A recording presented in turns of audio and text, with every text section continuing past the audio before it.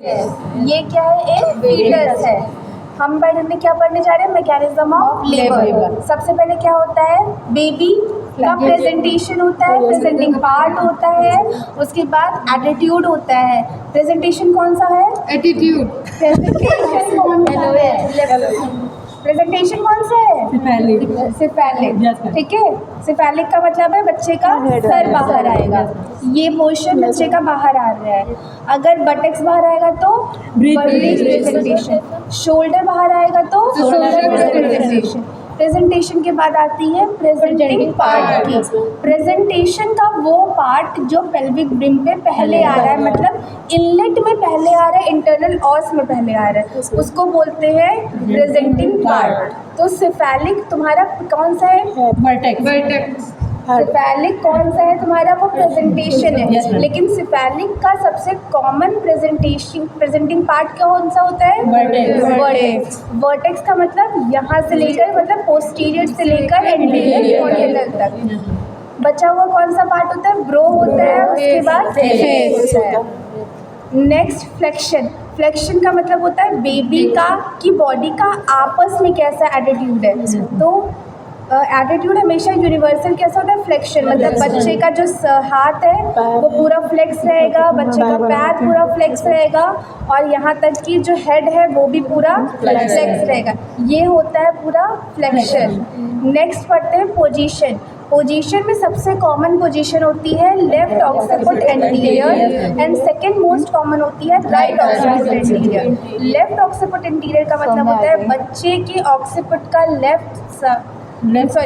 बच्चे का ऑक्सीपिट maternal pelvis के लेफ्ट साइड है, और एंटीरियर का मतलब है सिम्फाइसिस प्यूबिस। ठीक है, अगर बच्चे का सर ऐसे रहेगा तो वो होगा ऑक्सीपिट एंटीरियर, राइट साइड में है तो right occiput anterior, left side में है तो लेफ्ट ऑक्सीपिट एंटीरियर।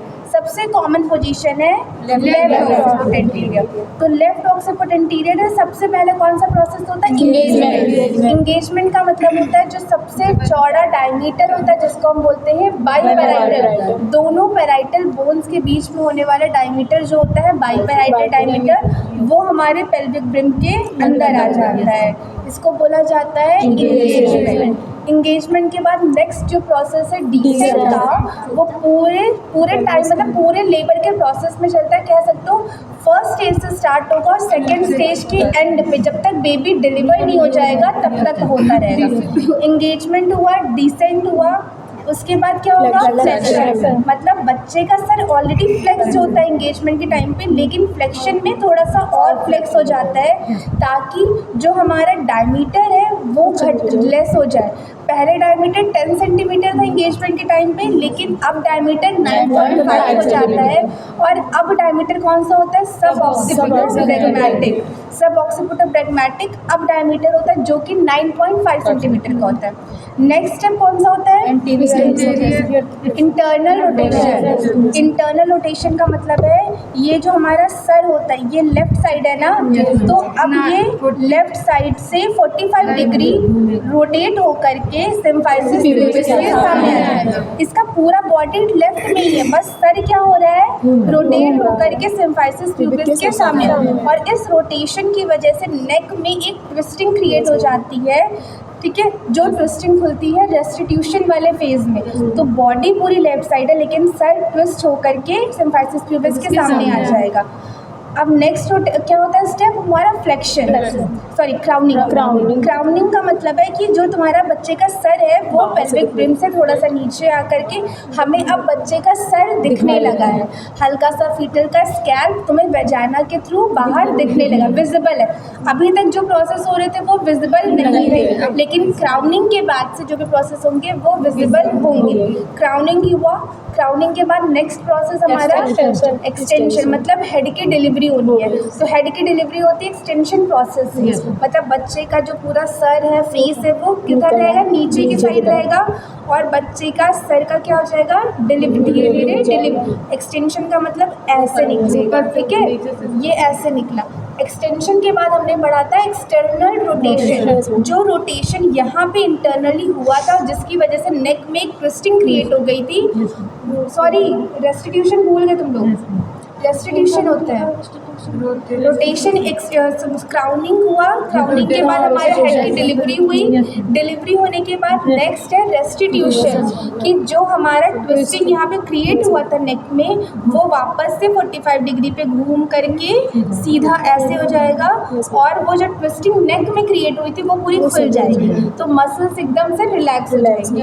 अब क्या होगा, अब होगा एक्सटर्नल रोटेशन, मतलब हेड वापस, ये जो शोल्डर्स है ये पूरे रोटेट कर जाएंगे, और अब एक्सटर्नल रोटेशन का मतलब है ये विजिबल होता है। रेस्टिट्यूशन भी तुम्हें दिखेगा कि बच्चे का सर ऐसे घूम रहा है, उसके नेक में जो ट्विस्ट है वो ख़त्म हो रहा है, और एक्सटर्नल रोटेशन भी बच्चे का जो ये शोल्डर्स है वो पूरा घूम करके लेटरल मतलब ऑब्लिक डायमीटर में आ जाएगा, और बच्चे का जो शोल्डर होता है वो पोस्टीरियर शोल्डर पहले ब्रिम में जाता है, लेकिन निकलने के डिलीवरी के टाइम पे एंटीरियर शोल्डर पहले निकलता है। तो बच्चे का शोल्डर हो गया, ये एक्सटर्नल रोटेशन हो गया। नेक्स्ट हमने पढ़ा है डिलीवरी होती है पूरे ट्रंक की, किससे, लेटरल फ्लेक्शन से, मतलब बच्चे का पहले कौन सा शोल्डर निकलेगा, एंटीरियर, इंटीरियर शोल्डर हमेशा सिम्फाइसिस प्यूबिस के नीचे से होकर के निकल जाएगा।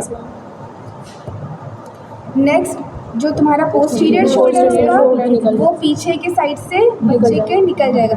तो अब हेड और जो हमारा शोल्डर्स और हैंड है वो बाहर आ चुके हैं। बच्चे की बॉडी अभी भी लेफ्ट साइड में है पूरा, क्योंकि हमारी कौन सी पोजीशन थी, लेफ्ट वाली पोजीशन थी, तो बच्चे का पूरा ट्रंक अभी लेफ्ट साइड में है, वो पूरा ऐसे, ठीक है। तो हर एक प्रोसेस धीरे धीरे 45 डिग्री पे घूमेगा, रोटेट होगा, और नेक्स्ट पूरा घूम करके बच्चे की डिलीवरी हो करके बाहर ऐसे धीरे धीरे आ जाएगी। डिलीवरी हो गई, हाँ हो गई, हाई बात। हाँ मेरे पे कार्ड भी निकल आया है। हाँ हो गया।